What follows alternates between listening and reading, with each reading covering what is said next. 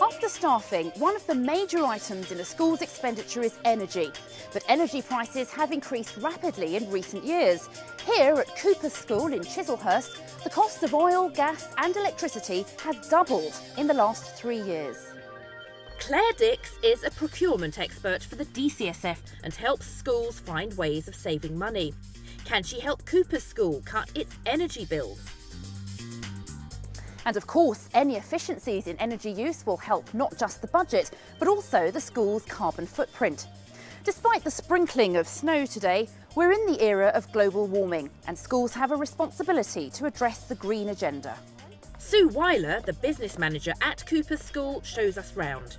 The school is built around a 19th century mansion building, which was originally a girls' boarding school. So how much are you spending on energy? We spend between £90,000 to £100,000 a year on gas, electricity and oil. OK, and how many pupils do you have at the school? 1,652 from ages 11 to 18. So Claire, bearing in mind the number of pupils, do you think the energy bill is high, average, low? Yes, it does look rather higher than I would expect. Why do you think, Sue, that the bills are a bit steep here? I think probably it's due to our wide variety of buildings. We have this old house, if you've seen. We've got newer buildings with independent heating systems. The site stretches a long way up to the top, where again we've got a lot of separate buildings, and it's very, very complicated to heat all the buildings, and I think we waste an awful lot of energy. And there are different heating systems using oil, gas and electricity for the different buildings. This is our boiler house, which heats the lower site. It looks quite kind of rusty and old. It's very rusty and it's very old. What do these boilers heat? These boilers heat our old house, which you've seen. It's on a flow and return system. So the pipes go up into the old house, heat that, they then come back down. The pipes travel underground and they then heat another 4 buildings on the site, independent buildings. And it's very inefficient. Equally ancient oil-fired boilers heat most of the buildings on the top site. They are in a very, very bad state as well. And it's a case of we're lucky they're running today, tomorrow they might not. Sue's trying hard to make money where she can. She rents out the school hall on Saturdays to the Italia Conti Stage School. But energy issues mean it's not as profitable a venture as it could be. The problem of renting out this hall is that it means, because we can't zone any of our classrooms or areas, we have to heat the whole of the upper site. So we are in effect, for one Saturday letting, heating 2 floors. How do you purchase your energy? Well, we purchase our oil directly from Esso. We actually buy our electricity through the local authority, and we purchase gas through an energy supply company. It's a broker in effect. We went to the broker because energy, as you can imagine, these days is a minefield. You never know what the good deal is. So we went to the broker, and the deal is that the saving that we actually make, we split 50-50. And are you pleased that you've signed with a broker? Retrospectively, I'm not too sure I'd do it again, because I always hate having to part with my savings. So although I've saved a certain sum of money, 50% of that saving I've got to pass on to somebody else. So what do you think, Claire? I mean, obviously it is a worry for schools. How do you find the best deal? But would you recommend brokers? It's really not something that I necessarily recommend for the same reasons that Sue's just indicated, really. You know, the school wants to benefit from any savings that are there. Oh, wow. What do you think, Claire? What are your first thoughts?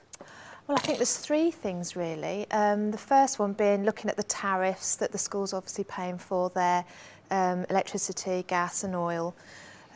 Secondly, we need to look at the boilers, see if there's something we can do there to help them with some guidance in that area. And thirdly, there must be something we can do with regard to using their energy much more efficiently. We've really got our work cut out on this one. But before we get into that, here's our cautionary tale. When a man with a van arrived at a secondary school offering a brand new carpet at a knockdown price with free fitting thrown in, the entrepreneurial bursar thought she could save money and spruce up the staff room in one fell swoop. The carpet was laid and the man with the van took the cash. But the problems soon started. The carpet had been stuck on top of the existing carpet tiles, so the door wouldn't shut properly. And when the cleaners hoovered, the suction proved stronger than the adhesive, and the carpet came away from the floor. The entire carpet had to be thrown away, a new one purchased and properly fitted. If you buy at the door, you get what you pay for.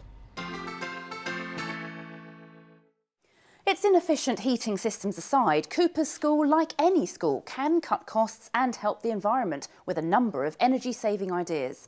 So we arranged a visit from Tom Cumberledge of the Carbon Trust. The Carbon Trust works with organisations to help cut energy bills and carbon emissions. Tom, what do you recommend to Sue in an area like this? Well, here we have a really exciting key opportunity. There's plenty of natural daylight coming in, and yet, if you see, we have the lights blaring full blast, so really make sure that you're only lighting the areas that are necessarily to be lit. I think I'd always been under this myth that if you turn lights on and off, you A, can use more energy, and B, you can shorten the length of the starter motor, so you've got added expenditure from a different angle. No? Yeah. Well, that's a prime common myth Okay. with fluorescent lights. Always switch off your lights when it's not necessary, as long as Okay. it's safe to do so. And of course, another opportunity is in heating areas like this. We really need to start thinking about which areas of the school need to be heated and which areas are going to be occupied. So here we are in the corridor, and the heating is on full blast. So although at the moment I can see you don't have any zoning temperature controls, but it certainly should be something you're considering in the future. Okay, so this is one of our humanities classrooms. As you can see, the lights are on. I was going to say empty classroom, and yet the lights are on again. So if you're educating people about switching off the lights, you can save up to 15% on your lighting bill.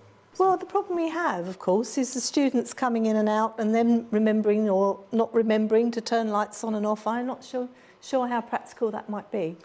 You can always reiterate the messages in whatever means you can, through lessons, through engaging them with awareness campaigns. But if you're after another further technical solution, you could consider putting in a light sensor in this room. Right. And that has a typical savings per classroom of £20 every year. And what about heating in classrooms? As a guideline, every time you turn up your temperature by just 1 degree, you can expect to be paying 8% more on your energy bills. And next to the Cooper's Learning and Information Centre, commonly known as CLIC. The most important thing that strikes me as we walk into this room is all of the monitors are still on standby. The PCs are still wearing away, and so that's energy being lost, and energy that you're still paying for. On an average PC, you're looking at, if it's being left on standby in the evenings, at the weekends, and at half-term and a holiday period, you're looking at an average saving of £20 to £30 per PC.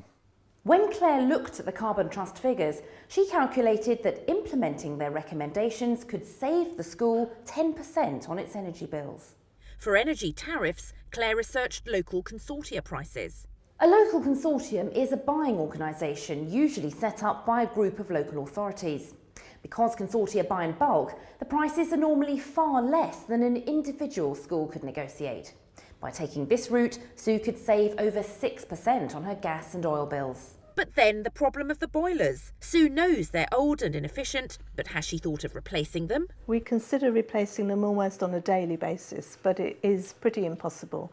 We're given a capital grant from the government through the DFES every year, totals about £168,000. But because of the buildings and the state of our roofs, in the past 2, if not 3, if not 4 years, especially with the old house, we have spent most of that capital grant on refurbishing roofs. We don't have then enough capital grant left for things like boilers. It's worth Sue contacting the local authority to see if it can help with additional funding. If not, Claire thinks she's found a solution which, in the long run, could save a lot of money.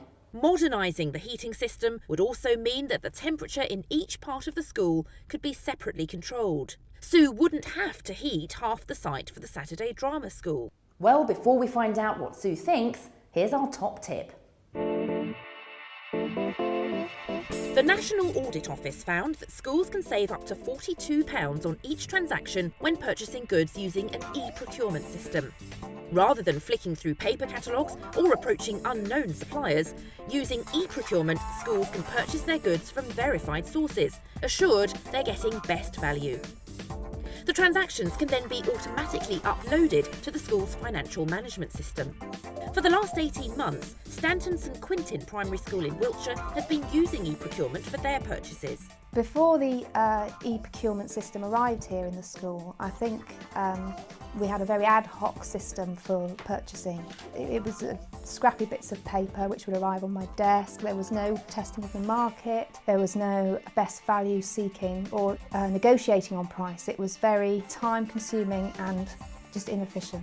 An additional benefit is that schools can get better prices if they collaborate with other schools on bulk purchases. I purchased a computer system for my admin office. I received a good price using our portal, and 2 other schools came in with me and we were able to get a better price. My original supplier had quoted £1,400 and like for like I negotiated down to £900. Stanton St Quintin School has been using a local e-procurement system, but there are others out there. For details of the rollout of a national e-procurement system, go to the Teachers TV website. We're back at Cooper's School to tell Sue about the savings she can make on her energy costs. So Sue, you've had the Carbon Trust round, picked up some energy saving tips, and they will not only give you green brownie points, but you could save as much as £10,000 if you implement their ideas. So what did you think of what they had to say? I think everything that they brought up is certainly worth a bit of research and having a look to see what we can do. On top of that, Claire's got some good news about the prices you're paying on your oil and gas. I know you're not really being sure about where you can find these deals, but our advice is always to try and look at your buying consortia anyway, because they're in a really strong position. They represent thousands of institutions, so they get much better leverage on these types of contracts. So that's why it's always worth trying them first. Right, okay. And we've talked to your local consortium, and if you were using their contracts for gas and oil, you could save in the region of £5,000 a year. Well, that is good news. Now, if you take on board the energy saving tips that you were given by the Carbon Trust, and also the savings you could make on your utilities, oil and gas, then you stand to save quite an impressive sum of £15,000. Oh, wow. That is quite an amazing figure, actually, for just that, those costs, isn't it, really? And of course, you were very concerned on our last visit about the boilers, which are extremely inefficient. Claire, what can you advise? Well, really, we know it's a huge amount for any school to pay for boilers of this nature. So there's a number of ways you can actually finance that. You can actually lease boilers. There are things such as an operational lease or a financial lease, so you would have to clarify which one you could use. And if we identify enough savings, there's enough money there to offset any payments that you might have to make. But it's for the longer term good of the school. I think you're right. It's important that we actually do sit down and formulate this plan and go with it, now that we've identified what we need to do and what we can do. So, sounds good advice, thank you. Once you've got to the point where you have paid off a loan to buy new boilers, the savings will be really massive, at least double that figure. You're looking at £30,000 or more. What does that kind of figure mean to the school? £30,000, quite a simple answer, a member of staff. I mean, that's a really worthwhile saving, one we can't ignore.